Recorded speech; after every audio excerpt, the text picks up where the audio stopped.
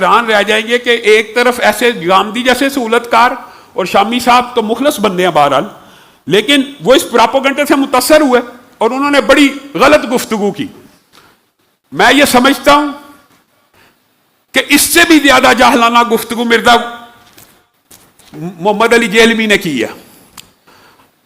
اب آپ کو پتہ ہے، آپ کے سامنے پہلے بھی رکھتا ہوں کہ اس بد زبان، بد کلام، بد تمیز شخص کی بکواس سے کوئی بھی محفوظ۔ رسول اللہ صلی اللہ علیہ وسلم کے بارے میں کہہ رہا ہے کہ یہودی کہتے تھے کل کا چھوکرا، انا للہ و انا الیہ راجعون۔ ان کے بڑے بڑے جو پادری بیٹھے ہوئے تھے وہ کہتے تھے یہ کل کے چھوکرا آ کے ہمیں بتائے گا، وہ کہتے تھے یہ کل کے چھوکرا آ کے ہمیں بتائے گا۔ معاذ اللہ، کسی یہودی نے نہیں کہا۔ اور پھر دلیل دیتا ہے، قاری خلیل نے کہا ہے۔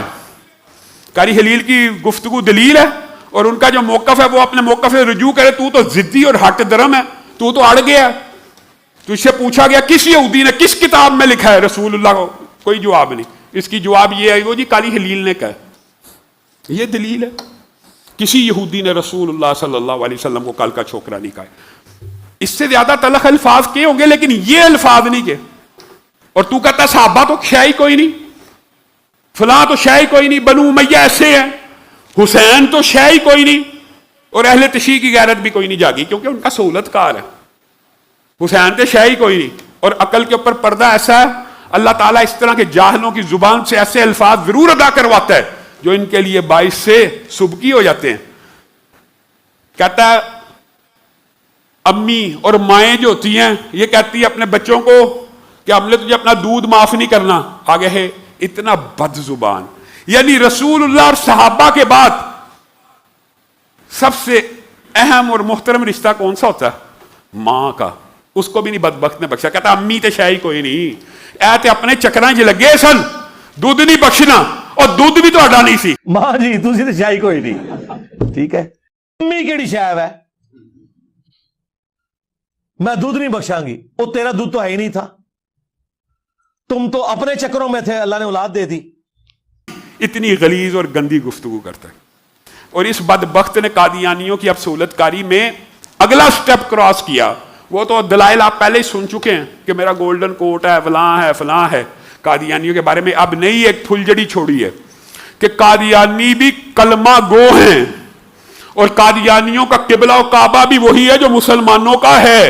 تو قادیانی بھی کل رسول اللہ کی امت میں سے اٹھائے جائیں گے، پل صراط کے موقع کے اوپر تفریق ہوگی۔ انا للہ و انا الیہ راجعون۔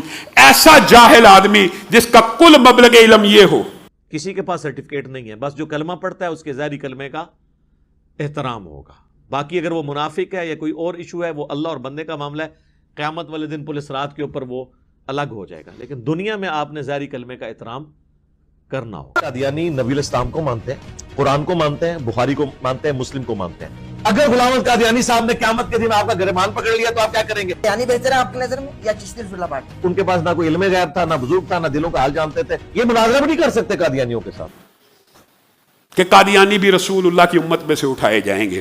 تو اس طرح کے گستاخ سہولت کار قادیانیوں کے اور رافضیوں کے ہوں گے تو معاشرے میں تو پراپوگنڈے کا ایک اثر ہوگا، اور شامی صاحب جیسے لوگ بھی اس پراپوگنڈے کا بڑی آسانی سے شکار ہو جائیں گے۔ اے بدبخت آدمی، مسیلمہ کذاب، جو تو نے لاجک پیش کیا اس لحاظ سے وہ بھی رسول اللہ کا امتی ہے، کیونکہ اس کی اذان میں بھی اشہد ان محمد رسول اللہ پڑھا جاتا تھا، اور وہ بھی رسول اللہ کے کلمہ پڑھا کرتے تھے۔ تو نے یہ عجیب دلیل دی ہے کہ یہ قادیانی بھی حقیقت میں جی کلمہ گو ہیں، اور یہ جو رسول اللہ کی ختم نبوت کا منکر ہو جائے، اجماع صحابہ، اجماع امت، رسول اللہ کا اپنا فتوے کے مطابق وہ رسول اللہ کی امت میں سے نہیں ہے، لیکن اس کو شوق ہے قادیانیوں کو رسول اللہ کی امت میں اٹھانے کا۔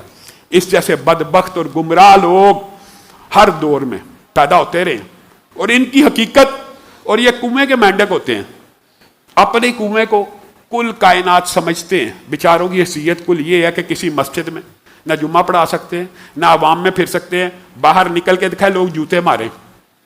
ہر ایک کے بارے میں لوگ مجھے ویڈیوز بھیجتے ہیں، یہ جی آپ کے بارے میں یہ کہہ رہا ہے، آگے سے ہم ہنس پڑتے ہیں، یار جس کی زبان سے صحابہ محفوظ نہیں، تابعین محفوظ نہیں، اس کی ماں محفوظ نہیں، ہمارے بارے میں اگر بکواس کرنا تو کرتے رہے۔ لیکن قانون نافذ کرنے والے ادارے کہاں ہیں؟ انتظامیہ کہاں ہیں؟